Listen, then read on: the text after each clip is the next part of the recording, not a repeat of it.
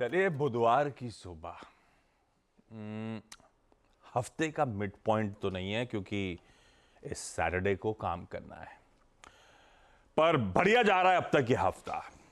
वो मंडे के 21,821 के लो से अब तक हम वो डे ट्रेडिंग सेशन के लिए 396 पॉइंट्स, आसान शब्दों में 400 पॉइंट की बढ़िया रिकवरी डे ट्रेडिंग सेशंस में प्ले आउट होती हुई।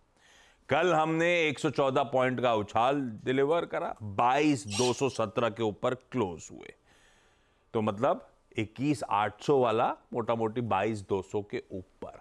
इस तरह का बढ़िया मूव हमने एंजॉय करा। और कल के सेशन की हाईलाइट, देखें साइलेंट हाईलाइट था इंडिया विक्स।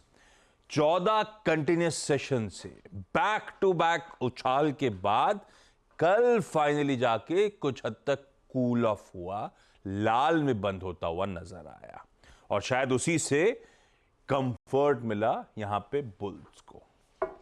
खैर मार्केट्स पे लौटेंगे, आज कहां का नजर है एक बार वो बता देता हूं। कल शाम को आए थे यूएस के पीपीआई नंबर्स, और आज शाम को आएंगे उनके सीपीआई नंबर्स 6 बजे के आसपास हमारे टाइम के। फेड चेयर जेरोमी पॉवेल साहब की अपन कल सुबह मेंशन कर रहे थे, एक स्पीच लाइंड अप है, बोले इंटरेस्टिंग बोले, उस पर रिएक्ट करना है। निफ्टी का एक ही नंबर आना था कल, वो बाजार बंद होने के बाद आया था, भारती एयरटेल। पर वायदा और तमाम इंटरेस्टिंग नंबर्स पे आज उसके साथ साथ रिएक्शन है।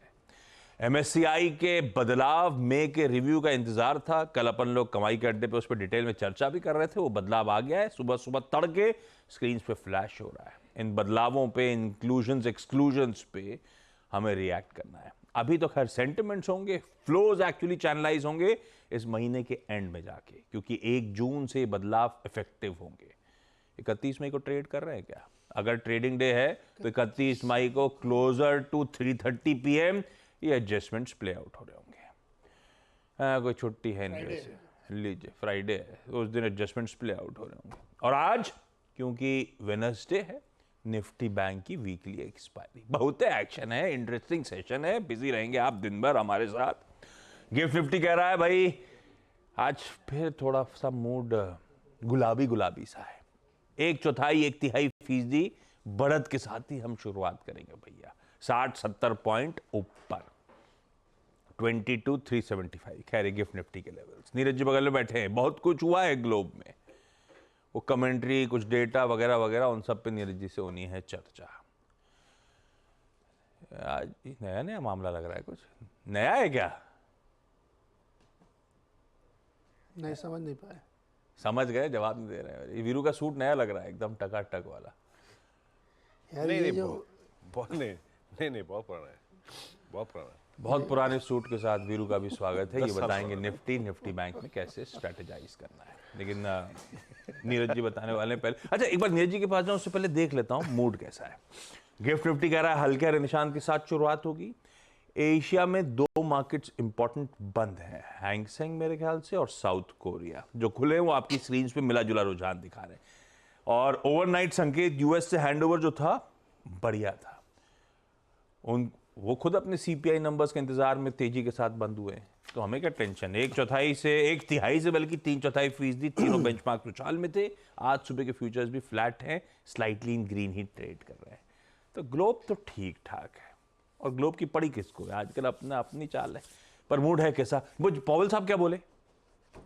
पॉवेल साहब बोले कि जो WPI का नंबर आया है कल, ये जो पीपीआई जिसको अपन ये लोग कहते हाँ हैं, उसको भी उन्होंने उस पर भी कमेंट कर दिया। हाँ उन्होंने कर लिया कि ये हमारी उम्मीदों से खराब नहीं है, पर क्योंकि है तो ज्यादा ना, पिछला नंबर रिवाइज किया गया था, तो बढ़ क्या है, उम्मीद से ज़्यादा बढ़ क्या है।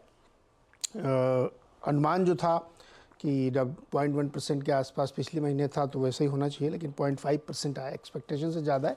लेकिन उन्होंने जो अपना बयान दिया उससे बाज़ार बहुत खुश हुआ, उसने डाइजेस्ट कर लिया कि जब पॉवेल साहब को चिंता नहीं है WPI CPI की, तो हम क्यों चिंता करें। तो इसलिए मार्केट उसको लेकर के खुश हो गया।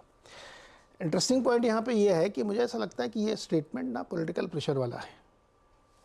अभी बहुत तगड़े दबाव में आ चुके हैं पावेल साहब डेटा को देख सपोर्ट नहीं कर रहा है उनको।